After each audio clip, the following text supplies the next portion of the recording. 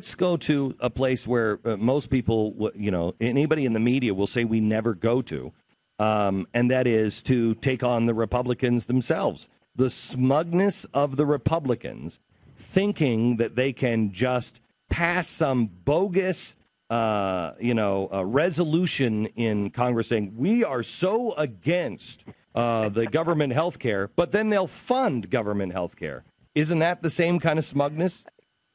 I've been astonished at how many Republicans in Washington want a fig leaf. They want a vote that they can say, look, see, I did the right thing, but they don't actually want to succeed.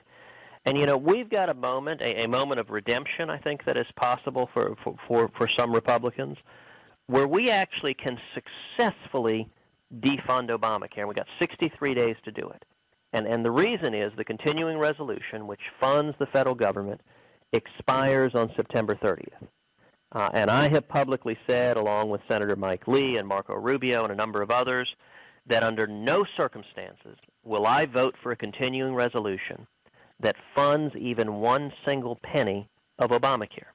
If we can get 41 Republicans in the Senate or 218 Republicans in the House to stand up and stand for principle and say, no, we will not fund Obamacare, we can shut it down in 63 days. Okay, I want you to call your senator. The switchboard of the Capitol is 202-224-3121, 202-224-3121.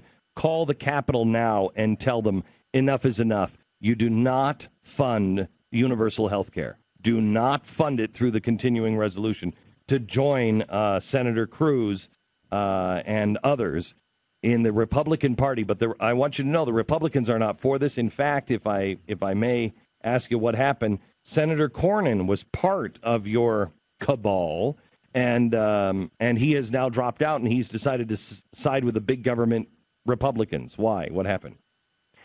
Well, I'll let other senators speak for themselves. I'm not going to put words in anyone's mouth. What I can tell you is there are a lot of Republicans in Washington who are scared. They're scared of being beaten up politically, because the way this will play out is the House of Representatives, I believe, should start by passing a continuing resolution that funds the entire federal government except for Obamacare, and that explicitly prohibits funding Obamacare.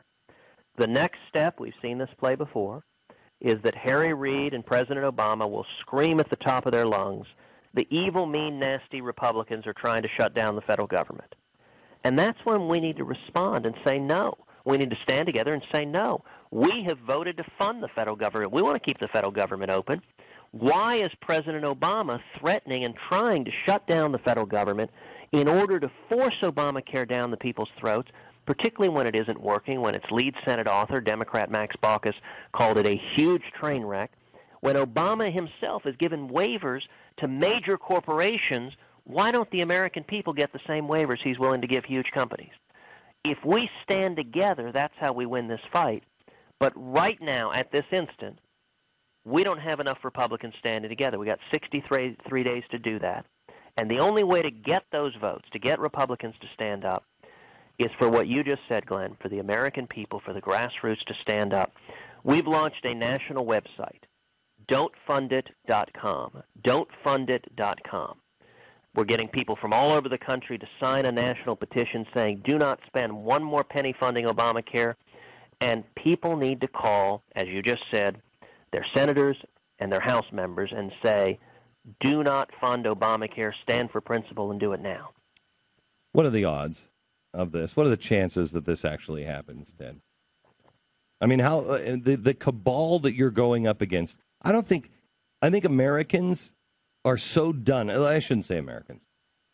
I think that the Republican base, except for those weasels that are really progressive Republicans, so sickened by what the Republicans really are, because we've just figured it out, what they really are, that they're not. If I'm in my car or my truck, I'm thinking to myself, why am I going to call? It's not going to make a damn bit of difference anyway. They're all weasels. So what are the chances of this? Well, it depends. If we use the traditional political model, the chances are zero. If we have to depend on elected politicians, listen, I can't win this fight. Mike Lee can't win this fight. Marco Rubio can't win this fight. No politician in Washington can win this fight, because if it's just going to be arguments in the Senate cloakroom, the votes are against us. The only way we can win this fight is to change the paradigm, change the terrain.